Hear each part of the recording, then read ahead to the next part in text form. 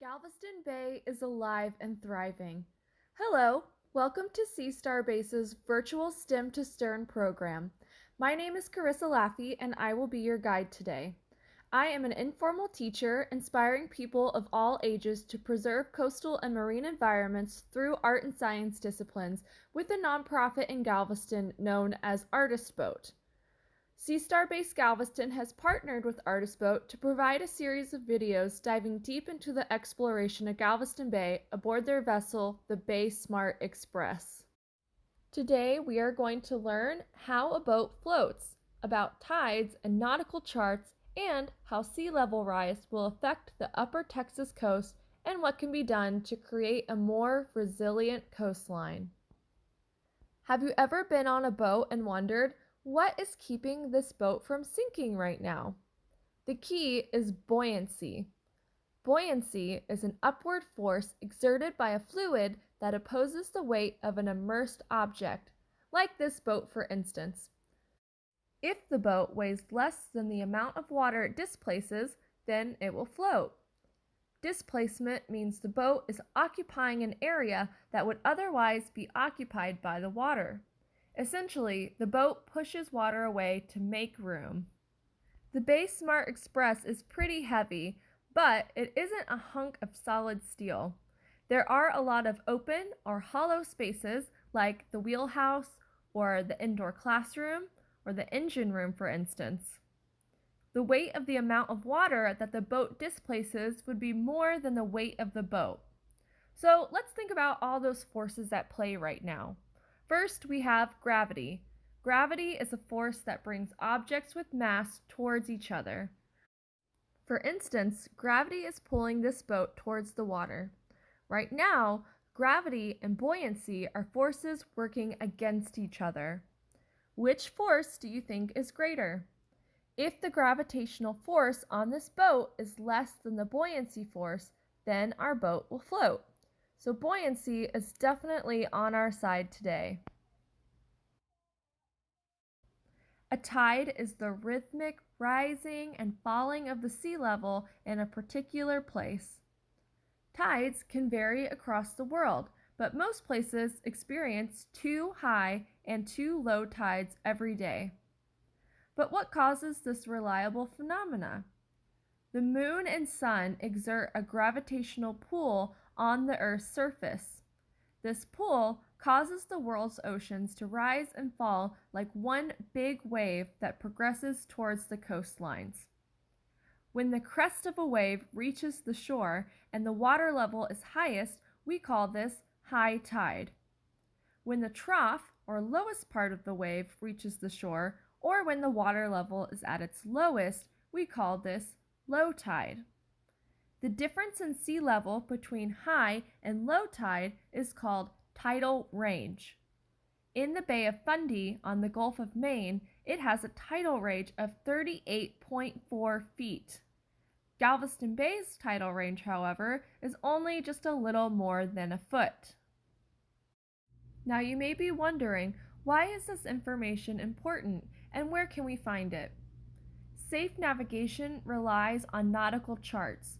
A nautical chart is a map that mariners use to see the shoreline, to see water depths, location of dangers, locations of aids to navigation, and other features.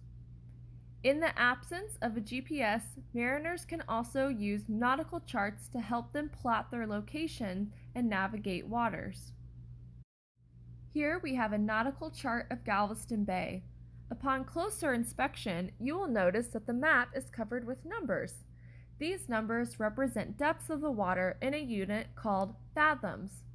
1 fathom is equal to 6 feet.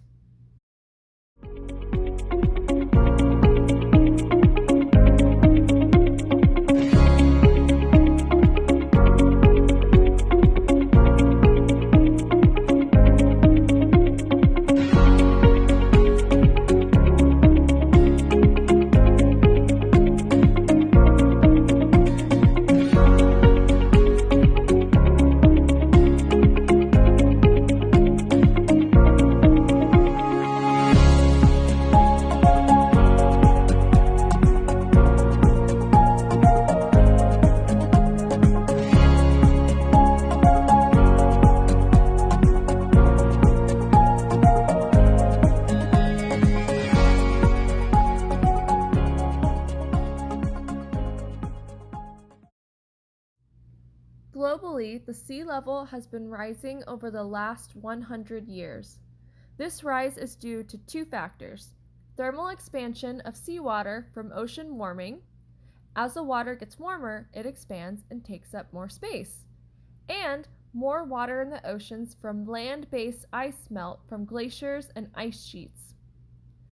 Higher sea levels can result in more destruction from storm surges and flooding of coastal areas. As the sea continues to rise, this will only become worse. Compounding the issue is that 40% of the U.S. population lives in a coastal area. Sea level rise in 2014 was 2.6 inches above the 1993 average. Sea level continues to rise at a rate of about 1/8 of an inch per year. Predictions of 1.4 to 4.3 feet of sea level rise are predicted by the year 2100. However, the sea surface is not changing at the same rate globally. Local features such as subsidence, or the sinking of the ground due to groundwater or oil and gas extraction, upstream flood control features, erosion, regional ocean currents, and variations in land height can drastically affect the level of the sea surface at a specific location. In the Galveston area, sea level rise is accelerated by the occurrence of subsidence, where the land is sinking due to the removal of groundwater from aquifers and oil and gas extraction. When the fluid in these pockets are removed, the land above can fill in that void and the land sinks. Some areas of Galveston Bay have experienced up to 13 feet of subsidence. This, coupled with a relatively flat and low-lying landscape, has caused sea level rise to be more apparent in the Houston and Galveston area.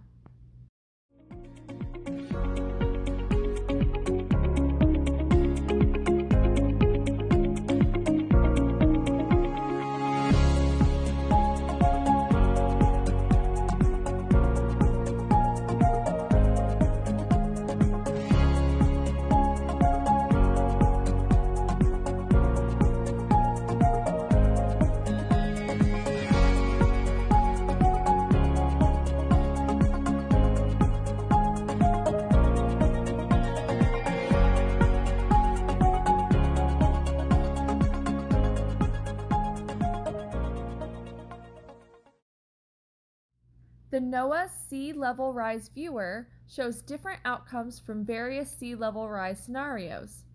Outcomes such as the sea level, local scenarios, marsh migration, vulnerability, and high tide flooding can be seen using various sea level rise levels.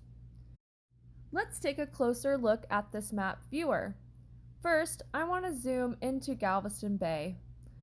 Next, let's adjust the sliding bar for seawater levels.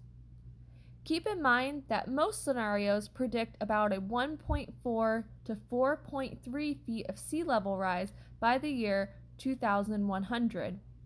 But we can try higher ones too, as there are higher end predictions of up to 8.2 feet. Note which areas become inundated with water with different scenarios. Next, let's click on an icon on the map with a water droplet and use the water level slider to view how sea level rise will look on the ground at various locations. For example, let's look at how Clear Lake Park will change with different sea level rise scenarios.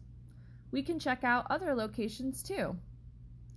Now we're going to click the Marsh Migration button and see how various coastal habitats will be affected by sea level rise. Note the key for this map is on the Legend toggle button on the top right side of the screen, third icon from the left. We are going to zoom in on the Coastal Heritage Preserve now and see how habitats on this section of the west end of Galveston Island are affected by the sea level rise scenario.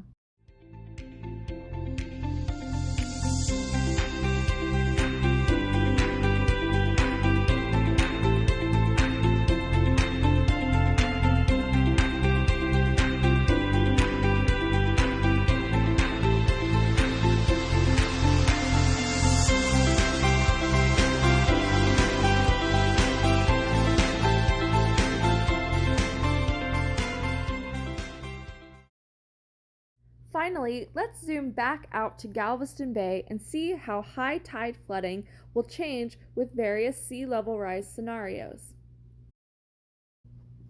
Resiliency, or the ability to mitigate and adapt to rising sea levels, has become an important topic lately for coastal areas.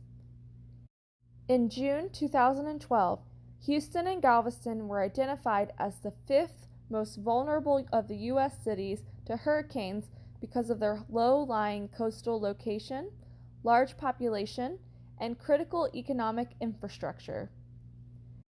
This means that it is more important than ever for this area to figure out how to become more resilient to sea level rise and more frequent storms. Becoming a more resilient coastal area means doing things such as changing land use and zoning so that areas that are more prone to frequent flooding cannot be built on, or updating building standards to require homes to be elevated or built to withstand higher frequency and intensity storms. Also, buyout programs to relocate structures that have been damaged repeatedly by storm surge and flooding. Restoration projects to preserve or restore coastal lands such as dunes, wetlands, seagrass beds, rookery islands, and oyster reefs, and the use of nature-based infrastructure in coastal areas, which is living shorelines and sand dune restorations instead of building a seawall. The Texas General Land Office created a Texas Coastal Resiliency Master Plan to address many of these issues across the entire Texas coast. One example of an action to increase resiliency in the Houston and Galveston area is the Harvey Buyout Program. This program will acquire multifamily developments located in areas of severe flood risk, preventing future flood impacts to residents. Another example is the work that Artist Boat is doing with preserving coastal habitat and restoring sand dunes on Galveston Island. The Coastal Heritage Preserve will prevent structures from being built, reducing damages to infrastructure during storms, and increasing wetland habitat, which acts as a storm buffer and sponge for tidal surges. Sand dunes provide a natural buffer to storm surges while also allowing the beach to migrate naturally and for sand that will eventually re-nourish beaches to remain in the coastal zone. In many cities along the Texas coast, more strict building setbacks for homes along the Gulf Coast have been recently implemented through updated coastal erosion planning and response plans. These setbacks will help ensure that new homes built are set back further from the Gulf of Mexico, reducing infrastructure damage from storm surge and allowing the dunes to naturally migrate landward. Thank you for joining Sea Starbase on our virtual STEM to Stern program. Today we learned how the BaySmart Express floats, what tides are, how nautical charts are being used by mariners, and how sea level rise affects coastlines. We hope that you will join us again for another virtual tour of Galveston Bay.